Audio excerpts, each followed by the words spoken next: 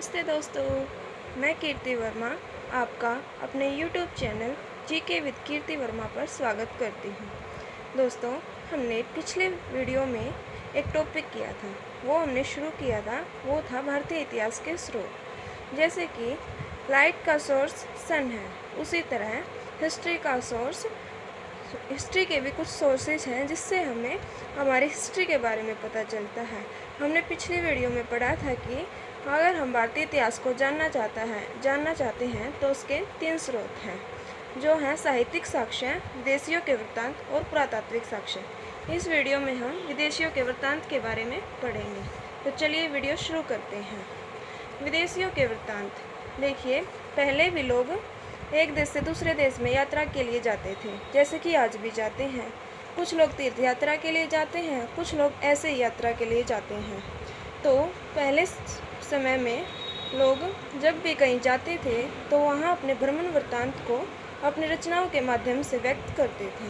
वो उसे अपनी पुस्तकों में लिखते थे, जो कि उनकी स्वलिखित पुस्तकें होती थी। तो ये विदेशियों के वृत्तांत है, जिससे हम अपने भारतीय इतिहास को जान सकते हैं। विदेशियों के वृत्तांत को 3 भागों में बांटा गया है, यानी कि जो विदेशी हमारे देश में आए थे भिन्न भिन्न शासकों के काल में, तो उन्हें 3 भागों में बांटा गया है। पहला है यूनान और रोम के लेखक, दूसरा है चीन के लेखक और तीसरा है अरब के लेखक। तो हम पहले पढ़ेंगे यूनान और रोम के लेखक। देखिए, हेरोडोटस और टीसियस, इन्हें सबसे पुराने यूनानी इतिहासकार कहा जाता है। अगर देखा जाए तो यह पूरी दुनिया के ही सबसे पुराने इतिहासकार थे। और एक बात, हेरोडोटस को इतिहास का पिता भी कहा जाता है, father of history. Herodotus is known as the father of history. यह बहुत ही इम्पोर्टेंट क्वेश्चन बन रहा है यहाँ से। टीसियस यह एक पुराना इतिहासकार था, जैसे कि हेरोडोटस था, लेकिन इसके साथ साथ अगर इसका परिचय देखें तो यह ईरान का राजवेद भी था। ईरान का राजवेद मतलब कि जैसे कि कोई राजा होता है और उसका फैमिली डॉक्टर, तो उसी तरह से यह ईरान के राजा का राजवेद था। अब देखते हैं आगे। सिकंदर, हम सब जानते हैं सिकंदर ने भारत पर आक्रमण किया था। वह भारत विजय का सपना लेकर आया था, और इसका वर्णन हम हाइड्रोस्पिसिस के युद्ध में भी देख सकते हैं। अब सिकंदर के साथ कौन कौन से इतिहासकार भारत आए, यह भी पढ़ना जरूरी है। सिकंदर के साथ 3 इतिहासकार भारत आए, वो थे निरियाक्स, एरिस्टोबुलस, अनेस्क्रिट्स। ये तीनों ही सिकंदर के साथ भारत आए थे। ये क्वेश्चन भी कई बार एग्जाम में आ जाता है। उसके बाद है मेगास्थनीज का नाम तो हम सब जानते ही होंगे, छोटी क्लासेस से हम इसको पढ़ते आ रहे हैं।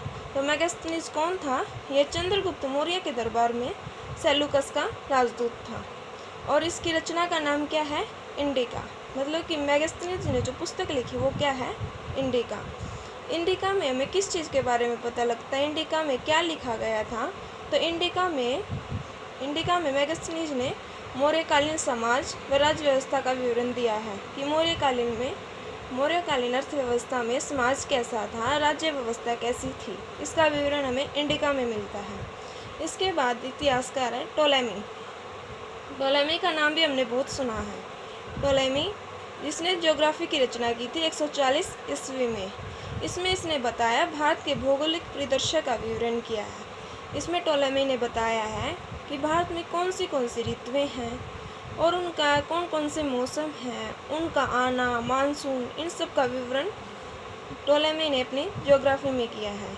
अब है प्लिनी भी एक इतिहासकार है, जिसकी रचना है नेचुरल हिस्ट्री। जिसने कौन सी रचना की है? नेचुरल हिस्ट्री, और यह 1ली सदी में ही की गई थी। अब ये थे यूनान और रोम के लेखक। अब हम बात करेंगे चीन के लेखकों की। चीन के लेखकों में पहला है फाहियान। यह 5वीं शताब्दी में भारत आया था। फाहियान जो 5वीं शताब्दी में भारत आया था, और इसने किस स्थिति का विवरण किया, मतलब कि अपनी रचना में किस चीज़ का विवरण किया है? फाहियान ने भारत में बौद्ध धर्म की स्थिति का विवरण किया है, क्योंकि हम सब जानते हैं बौद्ध धर्म का उदय कहाँ हुआ था? भारत में ही हुआ था। तो फाहियान ने अपनी रचना में बौद्ध धर्म की स्थिति का विवरण किया है कि उस समय भारत में बौद्ध धर्म की स्थिति क्या थी।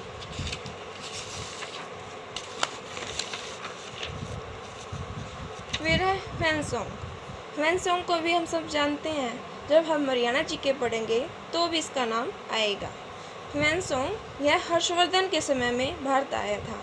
यह 629 ईस्वी में भारत आया था और 16 वर्षों तक भारत में रहा था। इसकी रचना है CU की। ह्वेनसोंग की रचना कौन सी है? CU की। इसमें भी इसने हर्षवर्धन की राज व्यवस्था, अर्थव्यवस्था, उसके कायदे कानून, इन सब का वर्णन किया है। अब इसके बाद है इत्सिंग भी एक चीनी इतिहासकारी था। यह 7वीं सदी में भारत आया था। कौन सी सदी में आया था? 7वीं सदी में। और इसने विक्रमशिला व नालंदा विश्वविद्यालय में रहकर बौद्ध धर्म का अध्ययन किया था। हम सब जानते हैं विक्रमशिला व नालंदा उस समय में हमारे दुनिया भर में प्रसिद्ध विश्वविद्यालय थे और इत्सिंग ने इन्हीं विश्वविद्यालयों में रहकर बौद्ध धर्म का अध्ययन किया था।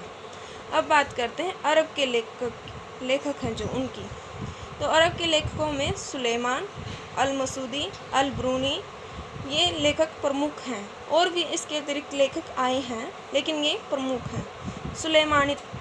सुलेमान एक अरबी इतिहासकार था जो कि 9वीं सदी में भारत आया था। और ये किसके शासनकाल में भारत आया था? मिहिर भोज के शासनकाल में भारत आया था। यानी कि जब भारत में मिहिर भोज का शासनकाल था तब सुलेमान भारत आया था। और सदी कौन सी थी? 9वीं। और इसने किस विषय में अपनी रचना लिखी है? वह है पाल प्रतिहार शासकों के बारे में। मतलब कि जो उसमें पाल प्रतिहार वंश के शासक थे उनके बारे में किसने लिखा है? सुलेमान ने लिखा है। अब है अल-मसूदी 914 ईस्वी में भारत आया था और 943 ईस्वी तक यह भारत में ही रहा था। और यह किसके शासनकाल में भारत आया था? महिपाल के शासनकाल में भारत आया था। यानी कि जब अल-मसूदी भारत में आया था तो उसमें किसका शासनकाल था? महिपाल का, राजा महिपाल का। और इसने किस विषय में लिखा है? तो इसने राष्ट्रकूट शासकों के बारे में लिखा है। जैसे कि पाल प्रतिहार शासक एक वंश था तो उसी प्रकार राष्ट्रकूट भी एक वंश था। इसके शासकों के बारे में किसने लिखा है?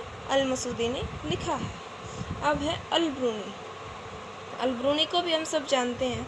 यह कौन था? महमूद गजनवी का समकालीन था और इसका वास्तविक नाम था अबू रिहान। कई बार क्वेश्चन पूछ लिया जाता है अल-ब्रूनी का वास्तविक नाम क्या था, तो हमें पता होना चाहिए अल-ब्रूनी का वास्तविक नाम था अबू रिहान। और ये किसके शासनकाल में, मतलब कि किसका समकालीन था? वह महमूद गजनवी का समकालीन था। और इसकी एक रचना जो कि बहुत प्रसिद्ध है जिसका नाम है तहकीक-ए-हिंद या किताब-उल-हिंद। तहकीक-ए-हिंद या किताब-उल-हिंद किसकी रचना है? अल-ब्रूनी की रचना है। इसने जो भारत का ठीक वर्णन किया, उस समय भारत की स्थिति क्या थी, राजा कैसे थे, उनका व्यवहार कैसा था, अर्थव्यवस्था कैसी थी, राज्य व्यवस्था कैसी थी, उसका ठीक वर्णन किसने किया है? अल-ब्रूनी ने अपनी तहकीक-ए-हिंद। इसको हिंद का दर्पण भी बोला जाता है। हिंद का दर्पण किसे बोला जाता है? तहकीक-ए-हिंद को।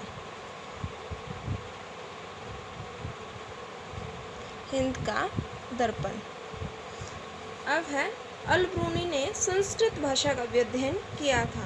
अगर कई बार आपसे कोई पूछ ले कि कौन से इतिहासकार ने संस्कृत भाषा का अध्ययन किया था तो वह इतिहासकार कौन था?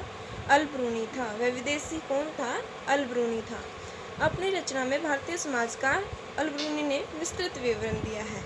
तो दोस्तों, इस वीडियो में हमने पढ़ा कि कौन कौन से विदेशी भारत आए प्राचीन काल में और उन्होंने भारत का वर्णन किस प्रकार अपनी रचनाओं में किया, उन्होंने कौन से शासकों का वर्णन किया और उनकी रचनाएं जिनकी रचनाओं का हमें पता है और जो मोस्ट इम्पोर्टेंट है उनका वर्णन हमने इस वीडियो में दिया।